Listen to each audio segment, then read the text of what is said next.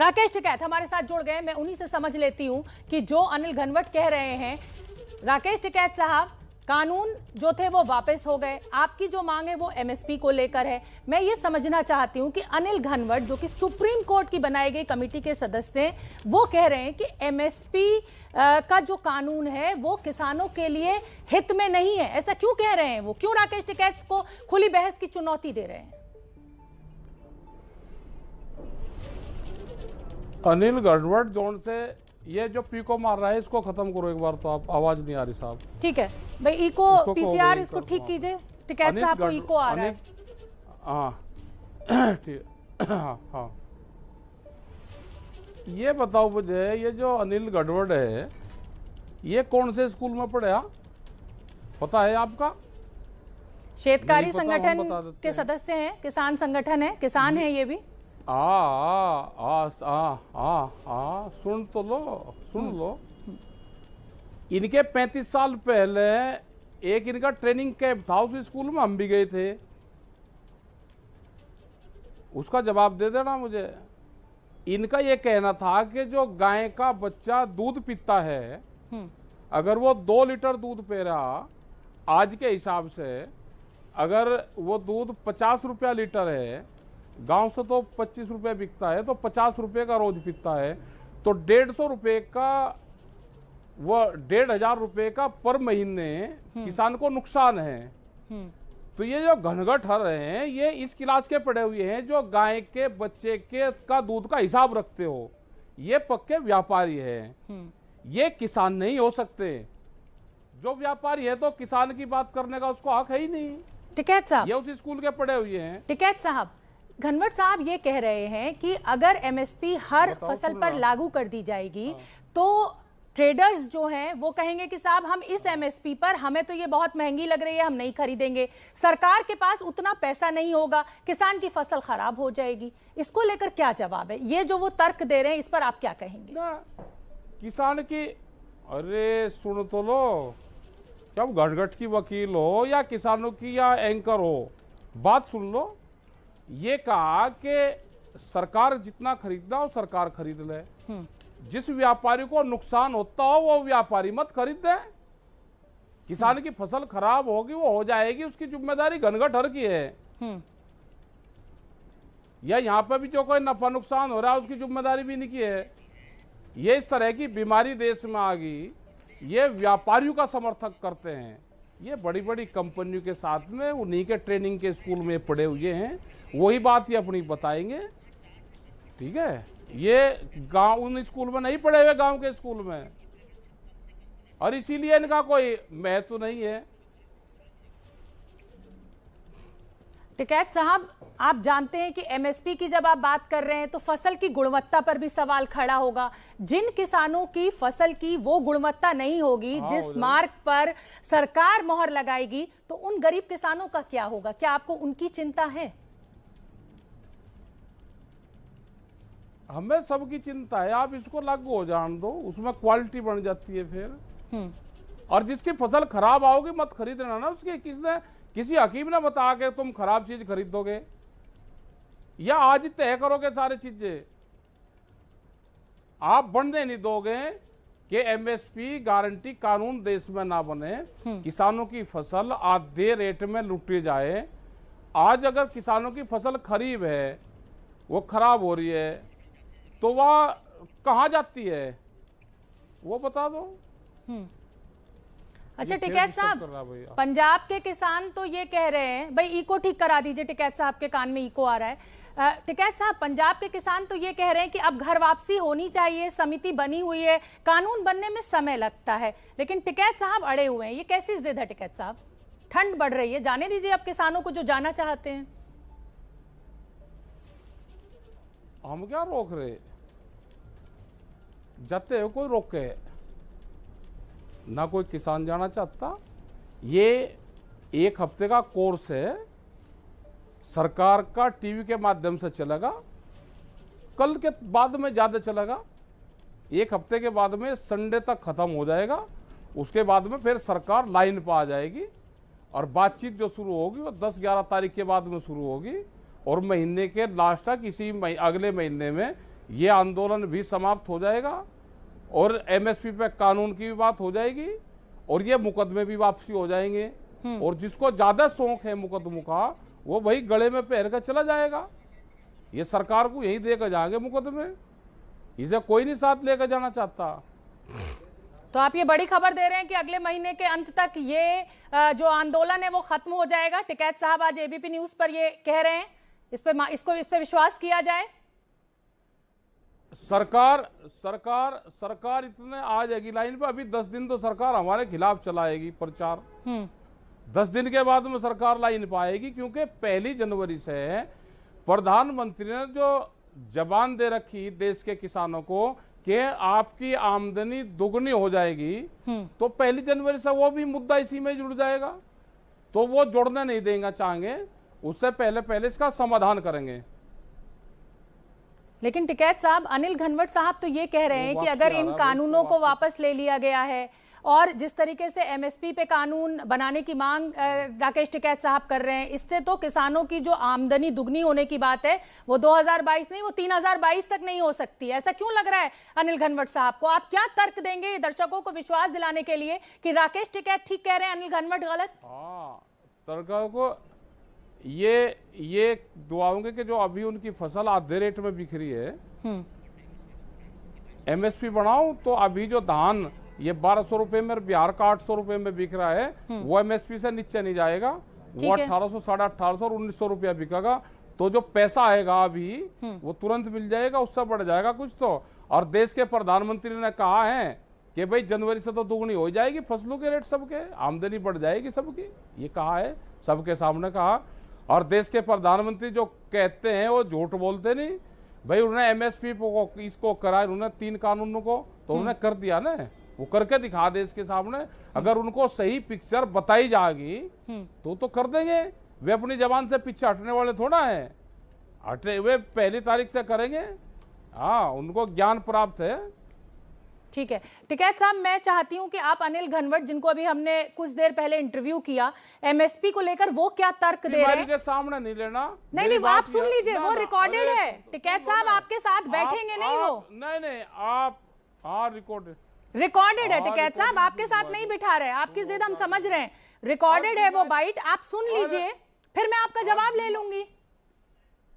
टिकैत साहब सुन तो लीजिए, सुन लीजिए टिकैत साहब। ये कानून बनाना संभव नहीं है, ये चलना संभव नहीं है। इसलिए मैं कह रहा हूँ कि अगर सभी जो फसलें हैं देश में आने वाली, इनको अगर कानूनी जामा पहना के एमएसपी में खरीद करने का अगर आप कंपल्शन करते हो ट्रेडर्स को, और ट्रेडर्स को अगर उसमें मुनाफा नहीं दिखाई देता है तो वो खरीद नहीं करेगा, तो किसान कहाँ जाएगा? सरकार के पास। और सरकार के पास इतना पैसा है नहीं कि वो पूरी फसल खरीद कर सके। और किन किन फसलों को आप देंगे? आप इन 30 फसलों की बात कर रहे हैं, लेकिन मैं तो प्याज का किसान हूँ। हमारा प्याज तो इसेंशियल कमोडिटी लिस्ट में है। जो चीज इस लिस्ट में आती है उसको एमएसपी देना बंधनकारक है गवर्नमेंट को, लेकिन पेरिशेबल होने की वजह से उन्होंने नहीं दिए एमएसपी। अगर इन 23 फसलों को अगर मिलते हैं तो हम भी डिमांड करेंगे, प्याज वाले डिमांड करेंगे, आलू वाले, टमाटर वाले, मिर्च वाले, कद्दू वाले, हर एक किसान कहेगा कि मेरी फसल को भी दे दो। यहाँ तक कि डेयरी, पोल्ट्री, फिशरी के जो किसान है वो भी कहेंगे हमारे अंडे को एमएसपी दो, मुर्गी को एमएसपी दो। तो इस तरह से नहीं चल सकता। ये तभी सफल हो सकता है जब देश में कुछ आर्थिक सुधार हो कृषि के बारे में। टिकैत साहब, अनिल घनवट को भी आपने सुन लिया। उसके साथ ही मैं आपको ये बताना चाहती हूँ कि नीति आयोग ने अपनी जो रिपोर्ट दी है उसमें जिन फसलों के ऊपर एमएसपी है उसमें जो बढ़ोतरी हुई है वो 1.1% की हुई है, और जिन फसलों के ऊपर एमएसपी नहीं है उसमें जो बढ़ोतरी है वो 4% से ज्यादा की है। तो ऐसे में एमएसपी का कानून कैसे हितकारी हो सकता है किसानों के लिए, यही मैं समझना चाहती हूँ। ये सरकार बतावे कि एमएसपी देने से किसानों को लाभ होगा या हानि होगा, ये सरकार बताए ना। फिर सरकार एमएसपी का लाभ क्यों अख्तियार कर रही? सरकार बता दे। मिनिमम सपोर्ट प्राइस एक जो एमएसपी का मैकेनिज्म है वही गलत है, हम तो अभी उस पर भी नहीं जाना चाह रहे। जो सरकार ने अपने घोषणा पत्र में कहा कि हम C2+50 वाला फार्मूला लेकर आएंगे, क्या अपने घोषणा पत्र में फिर उन्होंने गलत कहा? हम उस पर भी नहीं अभी जाना चाह रहे। हम मार्केट रेट पर भी नहीं जाना चाह रहे।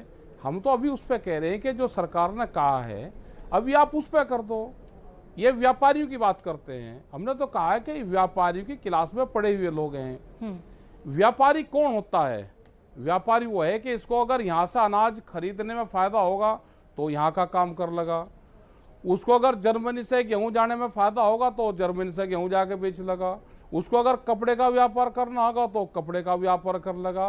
किसान खेती करेगा, वो अगर 12 साल भी उसके खेत में फसल पैदा नहीं होगी, वो 12वें साल भी अपने खेत में हल चलाने जाता है।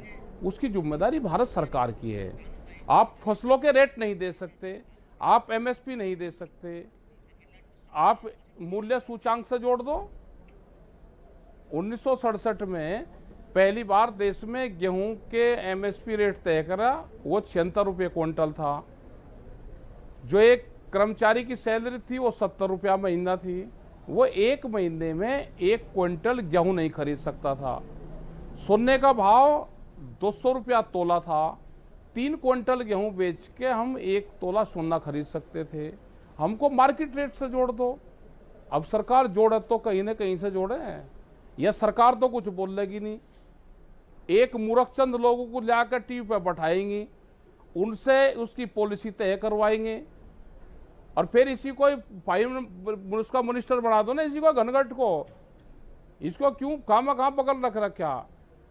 इसको गृह मंत्री बना दो इसको, या फाइनेंशियल मिनिस्टर बना दो इसको। ये जब बयान देगा तो ठीक लगेगा। एक इस तरह के बेवकूफ लोग को खड़ा करा जाता है, उनको प्रमोट करा जाता है, वे बयान दे और देश की जनता ये गलत है। मैं थोड़ा सा आपसे सहमत नहीं हूँ इस तरीके की भाषा का आप इस्तेमाल कर रहे हैं।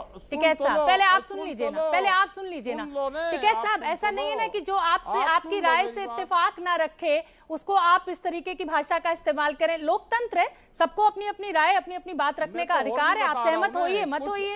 हाँ राय रख लो ना। हाँ तो ठीक है। और भी कुछ लोग हैं उनको आप प्रमोशन दे रहे हो, उनसे उलझुल बयान दिलवाते हो और पार्लियामेंट में उनके बयानों पे बहस हो। देश की पार्लियामेंट में बेरोजगारी पे बहस ना हो, किसान इशू पे बहस ना हो, देश की पार्लियामेंट में विकास पे बहस ना हो, तो दूसरे मामलों पे बहस हो। ऐसे लोगों को प्रमोट किया जाता है और उनसे बयान दिलवाए जाते हैं जिनका पता है कि ये प्रमोटेड कहीं दूसरी जगह से है, तो उस पर बहस करवाने की जरूरत ही नहीं है। सरकार जवाब दे इसका। सरकार ये बताए कि एमएसपी से फायदा है या नहीं है फायदा किसान को। अगर उनको नहीं देना है तो मार्केट रेट के हिसाब से आप उसको सब्सिडी दो। क्यों नहीं देते? आप 10 साल पुराना ट्रैक्टर बंद कर रहे हो देश में। आप ट्रैक्टर पुराना ले लो और नया ट्रैक्टर देते हो, सरकार उसका एक बजट जारी कर दो। ठीक है, लेकिन किसान आंदोलन ना करें, उसको तोड़ने के आप 20 तरीके अख्तियार करोगे। टिकैत साहब हम अपनी बात कहेंगे, वो टिकैत सुनाई साहब नहीं जब ये देगी। आंदोलन शुरू हुआ था तो उसको आपकी दबाने की सबसे कोशिश बड़ी करोगे। मांग ये थी कि कानून रद्द हो। हाँ जी, ठीक है, अब कानून रद्द हो गए, अब आप एमएसपी का जिक्र कर रहे हैं, सरकार समिति बनाने की बात कर रही है, मेज पर आगे बढ़ने की बात कर रही है, लेकिन ये जिद ज्यादा नजर आ रही है। ऐसा लग रहा है कि सरकार के खिलाफ आपने मोर्चा खोल दिया है। दूसरा, आपको ये डर लग रहा है कि एमएसपी पर पिछले 15-20 सालों में आप इस तरह का आंदोलन खड़ा नहीं कर पाए। अब अगर आंदोलन तितर बितर हो गया तो इस तरह का आंदोलन आप दोबारा खड़ा नहीं कर पाएंगे और सरकार पर दबाव नहीं बना पाएंगे। क्या ये रणनीति आपके पीछे इस बात के कि आप किसान आंदोलन को खत्म नहीं होने देना चाहते? अच्छा क्यों ना कहें, हम क्यों खत्म करने दे, हम क्यों बात ना करें सरकार से? भाई सरकार से क्यों बात ना करें? हम एमएसपी के लिए फिर दोबारा आएंगे। 3 काले कानून और कोरोना दोनों एक टाइम पाए। देश में कोरोना खत्म होने के बाद में कोई अस्पताल और बीमारियां तो खत्म नहीं हुई। किसानों की जो बीमारी है वो बीमारी है पार्लियामेंट से। हमारी बीमारी का समाधान है पार्लियामेंट पे। अच्छा, मैं आपसे एक सवाल जरा पंजाब के किसानों पे पूछना चाहती हूँ। टिकैत साहब, थोड़ी सी समय की पाबंदी है। पंजाब के किसानों पे मैं ये पूछना चाहती हूँ कि कांग्रेस ने 2017 में ये वादा किया था कि 90,000 करोड़ मतलब कर्ज माफी किसानों की करेंगे और इसमें 90,000 करोड़ का खर्चा है।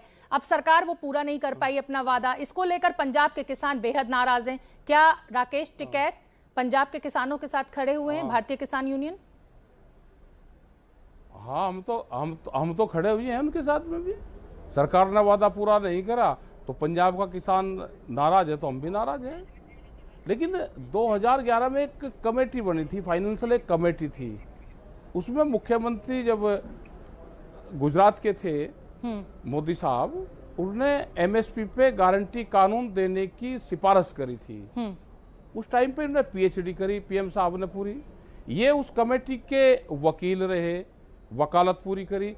आज ये जज बन गए, इनके उसमें फाइल रखी हुई है, सुनवाई की जरूरत है, उस पर मोहर लगा दे, इनका धन्यवाद देते चले जाएंगे दोनों चीजों पे।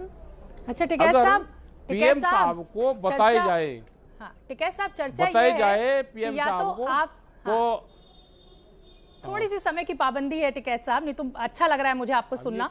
टिकैत साहब ये बताइए कि आप चुनाव लड़ेंगे या आपका भाई चुनाव लड़ेगा? खबर तो ये है कि आप चूंकि 2007-2014 का अनुभव आपका अच्छा नहीं रहा और राजनीति करने का आरोप लग रहा है, तो इसलिए शायद राकेश टिकैत चुनाव ना लड़े लेकिन अपने भाई को लड़ा दें। आपके ना भाई लड़े ना हम लड़े, लेकिन कुछ एंकरों की सिफारिश हम जरूर करेंगे। उनको भी चुनाव का तजर्बा लेना चाहिए। हर चैनल वालों को 2-2 टिकट मिलेंगे, कौन कौन से को कहां से चाहिएगा, आप सलाह करके बताओ। टिकैत साहब, आप चैनलों के एंकरों के बड़ा खिलाफ हैं, लेकिन आप कोई मौका भी नहीं चूकते हमसे बात करने का। मैं तो आपके साथ ट्रैक्टर भी चलवा के आई हूँ आपसे ऐसा। अरे मैं ये और कमी भी निकालते रहते हैं आप एंकरों की। चुनाव लड़ना कोई गलत चीज है क्या? बिल्कुल नहीं। तो राकेश टिकैत चुनाव लड़ेंगे? कभी निकालते ही नहीं। टिकैत साहब चुनाव लड़ेंगे? हमने तो कहा कि मैं ये कहा कि हमें तो लड़ना नहीं, लेकिन आप अपने चैनल से 2 आदमी को चुनाव लड़वाएंगे, वो बताओ कौन कौन लड़ेगा, हम सिफारिश करेंगे आपको। चलिए ठीक है, बहुत बहुत धन्यवाद टिकैत साहब मुझसे बात करने के लिए, एबीपी न्यूज के लिए आपने समय निकाला। और हमारी यही उम्मीद कि आप जल्दी इस आंदोलन को खत्म करेंगे, आम लोगों को जो दिक्कतें हो रही हैं उनको मुक्ति मिलेगी, किसानों को भी ठंड बहुत है, उन्हें घर लौटने का मौका देंगे।